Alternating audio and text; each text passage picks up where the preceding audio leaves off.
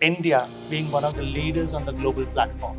Where 20 years ago, international companies were steering clear of us. A wave started in the late 90s, which got exponentially fueled in the mid 20 teens, and that is globalization. But aren't we late? These all universities started going to Dubai, UAE way back in early 2000s, and now it's 2025. I think a little bit delayed. It's always the right place, the right time.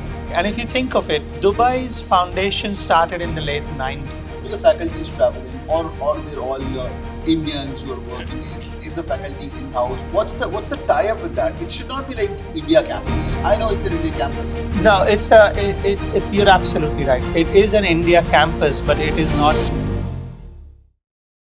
All right. Hi, everyone. Welcome on board. Do you guys know 15 plus B schools plus universities are coming to India and setting up their campuses by 2027? और उसके अंदर से 4 B schools यहाँ gift city के अंदर आ चुके हैं.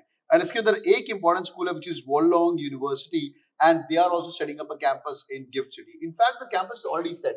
Yes, sir? Yes, we have been live for more than 12 months now. Excellent. And this July, in fact, last week, our second batch just commenced their Brilliant. studies. So quick introduction, we got Nimay sir with us, who's director of University of Wollongong University, and he is setting up the entire things in India right now. First of all, why India, sir? You've got campuses all over the world. Which all places you already have campuses? So Wollongong is quite a globalized university. Yeah. Along with the 9 campuses in Australia, we have a campus in Hong Kong, we have 2 campuses in Malaysia, 1 in Dubai, India, very soon to be in Saudi Arabia. And then through partners, we also have presence in Singapore and China. Wow. And global connections. Let's not get there. Why India? India, multiple reasons. So number one, it all begins from the overarching vision that the government has, which is Viksit Bharat. For the progress of the country, at the grassroots levels, they are investing in education. Again, with that investment in education comes the market segment. India currently has the largest number of students in the world. Yes. So that again adds fuel to the fire. But more importantly, what we saw is the opportunity to leverage the bilateral relations between the two countries. So about a few years ago, the Australian government and the Indian government signed an agreement to acknowledge and recognize each other's education systems. And that opened up a platform under the NEP 2020 as well that, here's an international university that can bring that global exposure for the students. And then where all this was happening in the systemic way of, the political agendas, the government initiatives, and all those regulations coming in, the mindset of the student presented the largest opportunity. Think of this. You and I, probably the same age, maybe you're significantly younger, but in our day and age, did we have access to the information that the current students have? No, not at all. And so the students being quite well informed, they understand the importance of a global outlook. A wave started in the late 90s, which got exponentially fueled in the mid 20 teens, and that is globalization. And name a company that isn't in India. Everyone is here. And that again, makes that global perspective very important. But aren't we late? These all universities started going to Dubai, UAE way back in early 2000s, and now it's 2025. I think a little bit delayed when it comes to Viksit Bharat or the whole theme. No, it's always the right place, the right time. Look, you told me there's always the right time for that. Yes. But why should I spend lakhs of rupees in India to get a foreign degree when I can get the same degree at the OG campus of Australia, Wollongong? So, okay, firstly, you're not spending the same amount of money that you would be spending there because the fees over here are 50% of what it would be there. And that puts us at par with the other elite schools. Our master's program, a 2-year master's program, is anywhere between 15 to 20 lakh rupees, depending on what you study. Isn't that what you would pay at any of the other B schools? Yes. So we are comparable there, number one.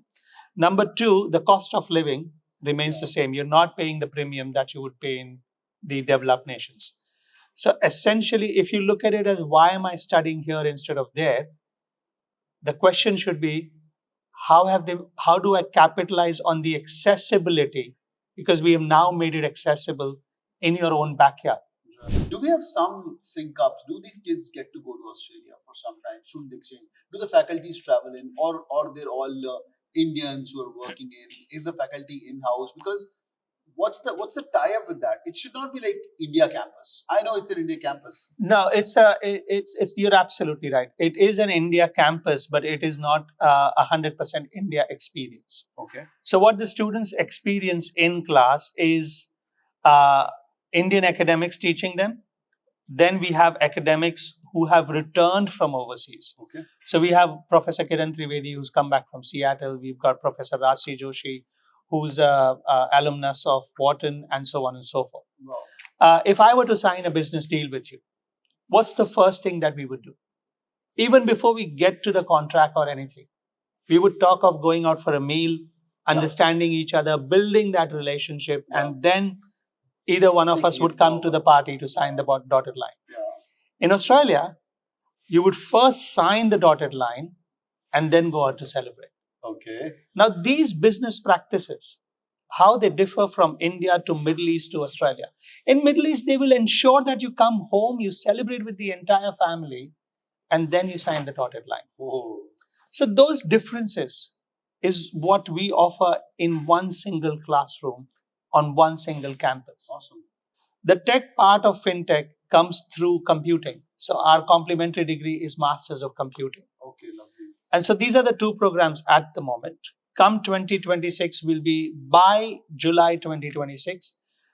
We have at least 2 or 3 other programs that we are waiting for approvals. As soon as they come through, we'll be announcing those as well. Right. But these will again be quite relevant to the Indian diaspora.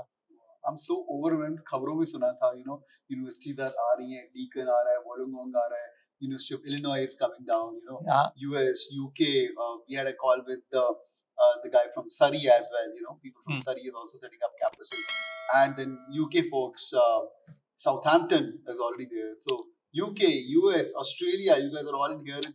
So essentially the world is now converging into one place, India. That's India. So if you are going to, okay, this is how I see it, and मैं अब Indian नहीं हूँ.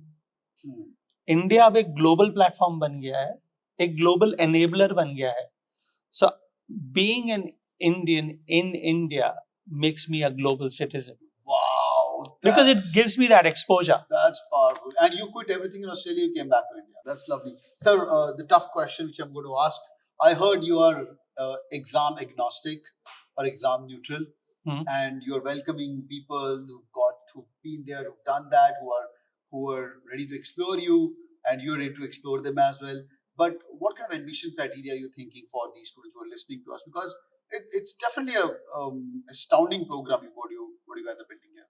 See, our initial approach at this stage is to live our values.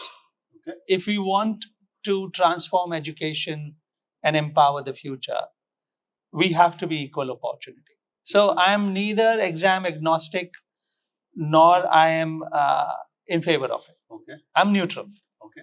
However, having said that, a very wise friend of ours said this earlier, that it is more about identifying the right candidate to the right program so that the match is perfect and there's a proper success story for the student. True. More than the institute. True.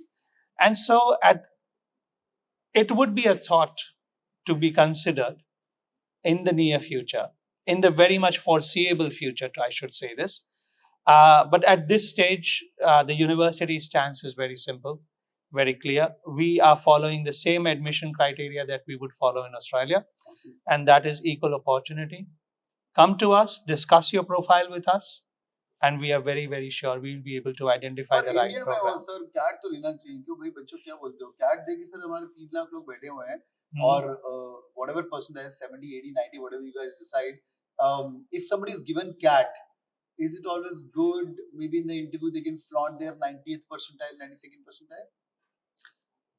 Okay, in that response I want to ask you a question. Come on, That's the problem when you become friends with the panelist. He starts asking the question. Okay, please go ahead, sir. Is CAT the defining moment? No, but it's a good score for the people who have given this exam. As we discussed earlier part of the day, they're pre-ready for the business school life or a master's life, because I feel this guy is serious about his post-graduation roles, and he's taken a time 3 months, 4 months, 6 months, 8 months, where he's prioritized his further education. So I think the seriousness of the candidate is much more. That's number one. And secondly, that's what I feel, sir. Yeah, that's what I feel. Perfectly. And secondly, this guy has gone through the rigor of reading comprehensions, data interpretation. Even if he was not a book reader, now he's becoming a book reader. He's reading all those weird, fancy essays of science, of sociology, which he's not reading to increase his knowledge, which he's increasing to read his, to increase his readability skills. So peer pressure, societal pressure, systemic pressure. So I'm going to ask all of you. As he rightly said, CAT is not the defining moment, but it is definitely the identifying moment. Yep. It identifies the right candidate for the right program, and I will buy that. So let us know through the comments whether Wollongong should adapt CAT or no, and why. That's so amazing. Great. And sir, can we give them some Wollongong goodies as a gift to the top 5 people? Absolutely. If you can convince, or if you can give him the tools to convince me to sign up with CAT, we shall send some to Wollongong.